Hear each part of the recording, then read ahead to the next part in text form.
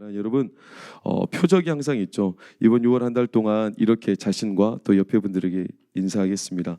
표적을 보거나 표적이 됩시다. 시작. 아멘. 표적이 뭘까요? 표적은요, 일종의 사인입니다. 사인. 정확하게 전달하는 메시지입니다. 우리가 뭐 일상 속에서도 그런 사인들이 많이 있죠. 예를 들어서 어떤 회의를 하다가 눈빛을 서로 사인을 주고받으면 전략이 달라지고, 야구 경기 같은 데서 보면 투수와 포수 사이에 막 사인을 뭐라 말을 하지 않습니까? 그러면 이제 그 변화구로 할 건지 직구로 할 건지 어떤 방향으로 할 건지 이런 게 이제 달라지죠. 일종의 표적은 사인입니다. 그래서 메시지를 담고 있죠. 하나님과 우리 사이에도 표적이 늘 있습니다. 특별히 시대를 읽어내는 표적이 있습니다. 시대에 주시는 표적, 지금도 잊지 못한, 물론 내용은 제가 기억을 잘 못해요. 근데 참 가슴에 떨렸던 그 책이 뭐냐면 마틴 로이드 존스 목사님의 시대의 표적이라는 책이 있어요. 그분은 시대를 깨우는 지성이었고 영성이었고 시대를 깨우는 선구자적인, 참 이 시대 천년에 한 번 태어날까 말까한 그런 목사님이신데, 그분의 시대의 표적이라는 책을 읽으면 참 젊은 날 진짜 많이 도전받았던 그런 기억이 어렴풋이 떠올라요. 하나님과 우리 사이에 시대를 읽어내는 표적이 있는데, 역사적인 사건들 가운데서 많이 있어요. 물론 역사적인 사건들이라 일일이 다 열거할 수는 없습니다. 그 사건들마다 주시는 의미가 있을 텐데, 특별히 다니엘이라는 선지자는 멸망에 가져간 것이 거룩한 것에 선 것을 보거든. 그럼 이제 하나의 어떤 표적이다, 이렇게 이제 말하며 이게 신약 성경에서도 재인용되는 것을 볼 수 있죠. 6월 한 달은 우리나라로서는 제가 볼 때는 표적이 될 수 있는 달이라는 생각을 조심스럽게 해봅니다. 왜냐하면 새 정부가 들어섰기 뿐만 아니라 또 이 나라 이제 지방선거가 오늘 있을 뿐만 아니라 6월 한 달 동안 상반기 때 치러야 될 아주 중요한 법안들이 통과되는 상황. 사랑하는 여러분, 뭐 처음부터 제가 말씀드려서 죄송하지만 전 세계 교회가 한국 교회를 주목하고 있는 한 가지 이유가 있습니다. 뭔지 아십니까? 전 세계 교회가 한국 교회를 주목하고 있어요. 그게 뭐냐면 차별금지법이 통과될 거냐 뭘 거냐. 한국 교회가 칭찬받는 이유 가운데 하나가 뭐냐면 차별금지법을 지금까지 막아왔다는 거예요. 미국, 영국, 프랑스 하나도 못 막았던 그 법들이 한국 교회는 유독 성도들이, 교회들이 똘똘 뭉치고 기도하며 금식하며 이 법을 막아냈다. 물론 이 법이 얼마나 의미가 있을까? 우리가 뭐 도외시하면 얼마든지 축소시킬 수는 있습니다. 그러나 이걸 의미를 두면 둘수록 참 큰 한국 교회 역사 가운데 아주 적지 않은 하나의 표적이 될 수도 있습니다. 그래서 저는 6월 한 달 동안 우리가 특별히 이 나라와 민족을 위해서 좀 기도하면서 하나님께서 우리에게 주신 표적들이 우리의 삶의 곳곳에 드러나기를 예수 이름으로 축복합니다. 하나님께서 우리에게 주시는 시대의 표적, 유독 악한 세대를 향하여 주신 표적이 뭐냐면, 항상 단골 메뉴처럼 악한 시대를 겨냥할 때 요나의 표적이라고 말씀하세요. 요나의 표적. 이것은 다른 게 없어요. 악한 시대는 무조건 무슨 표적? 요나의 표적. 이게 뭐 다른 표적이 있으면 이것도 생각해보고 저것도 생각해보고, 옷이 여러 벌이 있으면 이거 입을까 저거 입을까 해볼 텐데 다른 표적이 없다는 거예요. 악한 세대를 가리키는 표적은 딱 한 가지. 이 말은 조금 심장이 떨리죠. 왜? 하나의 표적밖에 없다는 것은 마지막 경고처럼 들리고 이제 다른 길이 없다 이렇게 들리는 절망적이다라고 생각할 수 있는데, 우리는 거꾸로 생각하면 더 좋겠습니다. 하나의 표적밖에 없기 때문에 딴 길로 셀 필요가 없어요. 그것만 제대로 파악하면 악한 세대를 이겨갈 수 있습니다. 다른 길이 없다는 거예요. 하나의 표적밖에 없다. 딴 이유를 댈 게 없다. 그럼 요나의 표적이 왜 요나의 표적이냐? 시대 배경을 좀 살펴보면 그냥 간단하게 북이스라엘이 엄청나게 번영하다가, 요나가 북이스라엘의 선지자입니다. 그런데 엄청 선장하다가 요나의 표적 이후로 나라가 확 쇠락합니다. 그 당시 왕의 이름이 여로보암 2세라는 왕인데, 이게 열왕기하 14장의 배경이 나옵니다. 근데 여로보암 2세는 예후라는 왕가의 마지막 왕인데, 그 최의 절정, 그러니까 북이스라엘이 가장 경제적으로 국가적으로 번영했던 시대가 여로보암 2세. 근데 그 이후로는 완전히 곤박질 칩니다. 그러니 시대적인 표적이죠. 요나의 표적이 그 나라의 국운을 좌지우지했던 겁니다. 쇠락의 길을 걸어요. 그러니 저는 이 달이 아주 중요하다는 겁니다. 우리나라, 이 대한민국, 우리가 살아가는 조국, 하나님께서 우리에게 주신 요나의 표적이 우리를 향한 하나님의 선한 뜻이 되기를 바라고, 그 북이스라엘이 초읽기에 들어갔다, 요나의 표적이 드러나는 순간, 그렇다면 이제 그들에게는요 딱 한결 요나의 표적을 통해서 뭘 볼 거냐. 요나의 표적이라는 게 뭡니까? 요나의 표적은 많은 의미를, 제가 이것은 주일부터 이제 4주간에 걸쳐서 요나서 1, 2, 3, 4장을 다룰 테니까 그때 좀 자세한 내용을 우리가 나누기로 하고요. 요나의 표적은 그냥 좀 이렇게 제가 고사성을 한번 사용해서 오늘 말씀에 매칭되는 것만 그냥 의미를 던지면 타산지석이죠. 타산지석. 타산지석이 뭡니까? 남의 것을 보고 배운다는 거예요. 이게 이제 좀 나쁜, 그러니까 남이 나쁜 것을 보고 나는 하지 않아야 되겠다 이렇게 말하는 걸 이제 반면교사라고 하는 거고, 남이 아주 작은 거라도 보고 내가 배우는 것을 타산지석 그러죠. 여러분, 이게 무슨 말이냐? 요나는 북쪽의 선지자인데 어떤 나라로 말씀을 전하러 갔어요? 니느웨로 갔어요. 니느웨는 수도죠. 아수르라는 나라의 수도예요. 아니 북쪽의 선지자가 왜 니느웨로 갑니까? 참 이상한 거죠. 왜냐하면 막말을 좀 하겠습니다. 이스라엘 사람들이 말을 안 들어 처먹어요. 그래서 북쪽이 아니라 아수르로 보내신 거예요. 더 북쪽, 더 북쪽. 왜? 보고 좀 배우라는 거예요. 아수르를 보고. 그래서 요나를 그쪽에다 보냈으니까 강팍하고 귀를 막고 있어요. 이걸 악하다라고 성경은, 악하다. 누가 악합니까 여러분? 마귀가 악하죠. 악의 근원은 마귀입니다. 그렇습니까? 악하다는 건 바로 그 다른 말, 거두절미하고 그냥 마귀적이다 이런 뜻이에요. 왜냐? 마귀만 유일하게 하나님 말씀을 대적하거든요. 이 세상에 하나님의 말씀을 대적하고 불순종을 초래하는 가장 유일한 존재가 마귀예요. 마귀. 그렇기 때문에 악하다, 하나님의 말씀을 대적하다, 그 말은 다시 말하면 곧 마귀적이다. 그 시대가 악했다, 곧 마귀적이었다. 이것과 대동소이해요. 그러면 의아한 게 뭐냐? 29절을 보실까요? 무리가 모였을 때 예수께서 말씀하시되 이 세대는 악한 세대라. 근데 뭐를 구해요? 표적을. 아니 악한 세대가 왜 표적을 구할까요? 악하면 그냥 하나님의 말씀을 애초에 듣지도 말고 아예 처음부터 딱 잘라버리고 표적을 구할 이유도 없잖아요. 근데 왜 표적을 구할까요 여러분? 믿고 회개해 보려고? 그런 뜻이 아니에요. 여러분, 표적을 구하는 것 자체는 악한 게 아닙니다. 물론 어떤 목적을 가지고 표적을 구하느냐, 사람들의 그 안에 꿍꿍이가 다 있겠지만, 그럼에도 불구하고 표적을 구하는 것 자체는 꼭 악하다고 할 수 없어요. 하나님 살아계심을 보여주십시오. 진짜 믿음으로 구하는 자도 있지만, 그러나 의심이 되어서 하나님 살아계심 한번 보여주세요 이렇게 말하는 자도 있어요. 근데 하나님은 그 사람에게 마저도 주세요. 심지어 표적을 구하지 않는 것을 하나님은 악하다 말씀하셨어요.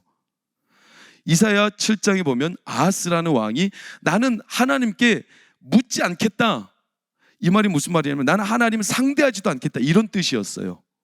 그러니까 자기는 심지어 불신이지만 그래도 하나님 한번 보여봐 주십시오 이렇게도 말 안 했다는 거예요. 그래서 그때 보여주셨던 표적이 임마누엘, 처녀가 잉태하여 아들을 낳으리라 라는 표적이 이사야 7장에 그래서 등장하고 있거든요. 그거는 악한 거예요. 그런데 표적 자체를 구하는 것가 악하다 말할 수 없어요. 믿고 안 믿고는 그 다음 문제거든요. 그 다음 문제. 그래서 예수님은 그 시대에 많은 표적을 보여주셨어요. 이적, 그렇죠? 안진뱅이, 문둥병자, 눈먼 자, 죽은 자, 수많은 사람들을 고쳐주시고 기적을 행하셨어요. 그 기적 하나하나가 다 메시지가 있고, 그 메시지는 예수님은 살아계신 하나님이시다, 이걸 증거하는 기적들이었죠. 그러니까 이거를 보고 아는 사람이 있었고, 이걸 못 보고 여전히 기적만 요구하는 사람들도 있었지만, 예수님은 그 사람들에게도 표적은 보여주셨어요. 표적 자체가 나쁘다는 게 말할 수 없어요. 그런데 왜 이들은 표적을 보고도 모르나? 왜 표적을 보고도 모르나? 이유는 간단합니다. 저를 따라해 주세요. 외식. 뭐 때문에요? 외식. 외식 많이 들어보셨죠? 외식이 뭡니까? 외식은 속으로는 아니면서 겉으로는 그런 척하는 거, 겉과 속이 다른 걸 외식, 이것을 전문 용어로는 연기한다. 연기하는 거예요. 연기. 마치 아닌 척, 마치 믿는 척, 괜찮은 척, 이걸 외식 그래요. 누가복음 오늘 읽은 이 짧은 두 구절은 사실 11장 12장 전체의 배경을 하고 있는 말씀이라서 좀 이 말씀을 깊이 우리가 이해하고 공감하려면 11장과 12장을 전체를 살펴봐야 돼요. 왜? 큰 맥락 안에서 이 말씀을 던지신 거기 때문에. 그럼 11장 12장의 말씀이 뭘까? 한마디로 외식에 대한 내용을 예수님이 꼬집어 말하고 있어요. 11장을 시작하면서 기도를 가르쳐 주십시오 라는 제자들의 요구 앞에 예수님이 기도를 가르쳐 주지만, 기도를 가르쳐 달라는 제자들은 왜 기도를 가르쳐 달라고 하냐면 그 당대에 많은 파들이 있어요. 문파들, 말하면 바리새파, 사두개파, 또 SNF파, 또 이렇게 많은 파들. 근데 파들마다 기도 문구, 선언 같은 게 있어요. 기조문이 있죠. 그러니까 이들도 어찌 보면 진짜 기도를 가르쳐 주십시오 이런 사람도 있지만, 다른 한편 우리가 속한 이 파의 기조가 될 만한 걸 좀 이렇게 말했을지도 모르겠습니다. 중요한 건 어쨌거나 기도를 얘기하면서 이 기도에 대한 내용이 마태복음 7장, 5장, 6장 거기에서 기도가 나오죠. 기도는 하나님 앞에 중언부언하지 말라 이렇게 말하죠. 중언부언이 뭐냐면 속으로는 아무것도 없으면서 겉으로는 계속 뭔가 말하고 있는 거예요. 외식이죠. 말 그대로 외식. 기도에 대해서 외식하지 말라. 제대로 해봐라. 누가 아버지가 생선을 달라 하는데 뱀을 주며 누가 떡을 달라 하는데 돌을 줄 사람이 있겠느냐? 기도를 제대로 해봐라. 외식하지 말고. 외식에 대한 내용이에요. 그러면서 11장을 쭉 살펴보면 화 있을진저 바리새인들아 라고 하면서 바리새인들을 뭐라고 말하냐면 무덤 같다 그래요. 무덤. 겉으로는 회를 치러나가지고 굉장히 그럴듯한데 속은 어떻게 돼 있어요? 썩어가고 있다는 거죠. 겉과 속이 완전히 딴판이구나. 그러면서 자기들은 괜찮은 척하면서 자기들이 괜찮은 걸 반증하기 위해 모르는 사람들한테 막 짐을 덮어 씌워 율법 어려운 걸 막 가르쳐. 그래가지고 저 사람들 모르니까 바리새인들한테 아무 말도 대항도 못해요. 근데 바리새인들은 정작 자기들은 법을 지켜요 안 지켜요? 안 지켜요. 자기들도 못 지키면서 남한테는 짐을 지워. 그러면서 자기들은 지키는 척. 그러니까 바리새인들에게 화 있을진저 외식하는 서기관과 바리새인들아 너희들은 무덤 같다. 제대로 한번 하나님을 바라봐라. 이런 외식을 성도들이 본받을까 봐 하나님께서는 우리 안에 성령을 주시면서 너희들 염려하지 말아라. 너희들의 진짜 마음에서 하나님이 주시는 하나님의 실제 능력이 드러난다.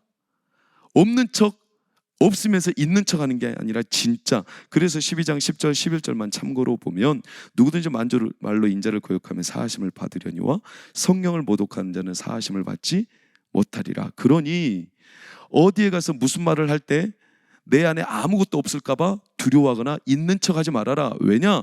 무엇으로 말할까 염려하지 말라. 우리 안에서 누가? 성령께서 진짜를 드러내어 주신다. 그러니까 외식하지 말아라. 하나님이 진짜 우리 안에 드러나게 하신다. 이게 이제 반증 계속 이러는 거예요. 그러니까 결국 하나님 앞에서 이 시대가 하나님의 표적을 못 알아먹는 이유는, 보면서도 모르는 이유는 그 표적을 보고 자기들이 늘 외식하기 때문에 판단을 엉뚱하게, 이 표적은 뭔가 다른 꿍꿍이가 있을 거야, 이렇게 자기들 본성대로 한다는 거예요. 외식. 그래서 12장 56절을 보면, 자 시작. 외식하는 자여 너희가 천지의 기상은 분간할 줄 알면서 어찌 이 시대는 분간하지 못하느냐. 결국에 이들은요 표적을 보고 분간한다 못한다? 못한다. 왜냐? 그들은 겉다르고 속다르고 모르면서 아는 척, 없으면서 있는 척. 그러니 표적을 보여줘도 당장 믿음으로 받아들이는 게 아니라 자기는 괜찮은 척.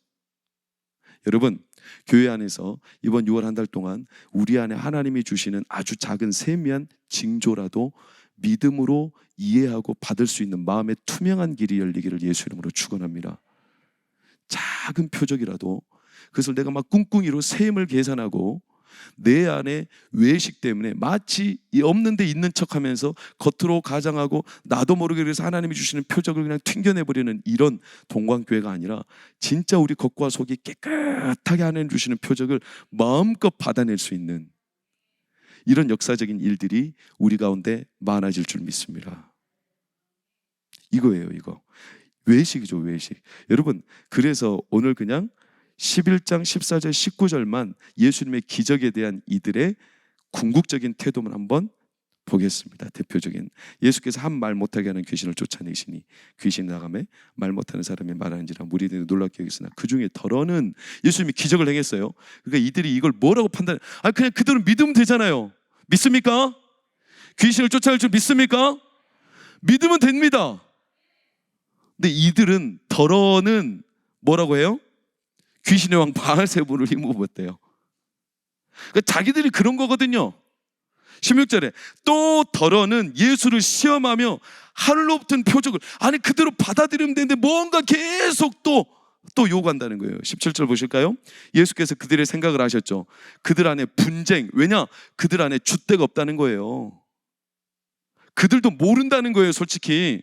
그러면서 아는 척하고 있다는 거예요. 그러니까 분쟁한다는 거예요. 마음에 주인이 없어요. 시대를 분간할 수 있는 어떤 줏대나 기준이 없어요. 그러니까 더러는 계속 논란만 있고. 18절 너희 말이 내가 바알세불을 힘입어 귀신을 쫓아낸다니 만일 사단이 스스로 분쟁하면 그의 나라가 어떻게 서겠느냐. 19절 내가 바알세불을 힘입어 귀신을 쫓아내면 시작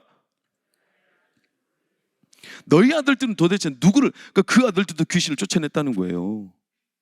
그럼 너희 아들들은 도대체 누구를 힘입어 쫓아낸 거야?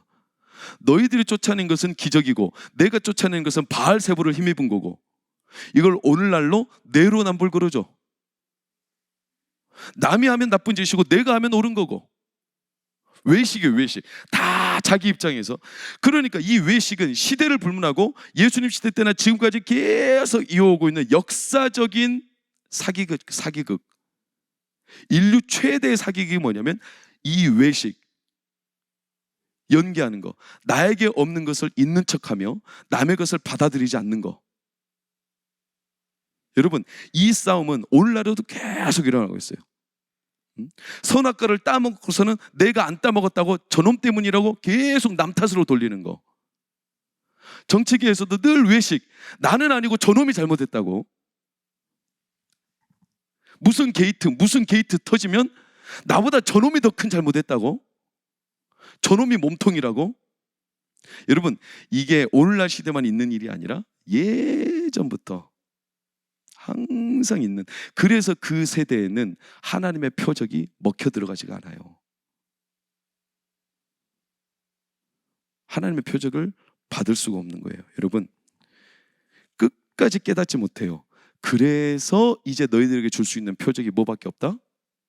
요나의 표적밖에 없다는 거예요. 그럼 요나의 표적이 도대체 뭘까? 이게 참 하나님의 은혜입니다, 여러분. 말을 해도, 기적을 보여줘도 이들이 들어먹는다, 못 들어먹는다? 못 들어먹는다. 그렇기 때문에 요나를 보내신 거다. 여러분, 요나를 왜 보냈을까? 이게 참, 저는 하나님의 마음이 이런 걸 볼 때마다 너무 막 가슴이 벅차요. 왜냐하면 왜 요나를 보냈을까? 아니, 그 당시에 하고 많은 선지자들이 있는데, 그 당시에 얼마나 출중한 선지자들이 많은데, 그 당시에 얼마나 기적을 드러내는 선지자들이 많은데 왜 요나를 보냈을까? 여러분, 요나가 아수르 니느웨에 가고 싶어 했어요? 싫어했어요? 싫어했어요. 여러분, 왜 요나가 그 땅에 가기 싫어했을까요? 첫 번째 이유는 아수르가 우리나라의 원수기 때문에 가기 싫어했습니다. 그러나 그것은 당연한 현실적인 이유였고, 진짜 이유가 뭔 줄 아십니까? 요나가 왜 아수르에 가기 싫어했는지, 요나는 한 가지를 분명히 알고 있었어요. 자기가 그 땅에 가면 그 땅이 회개할 거라는 거예요. 여러분, 놀랍지 않습니까? 요나는요, 분명히 알고 있었어요. 내가 그 땅에 발을 딛자 그 땅이 변화될 거다. 왜? 하나님이 일하시니까. 이걸 꼴보기가 싫었던 거예요, 요나가.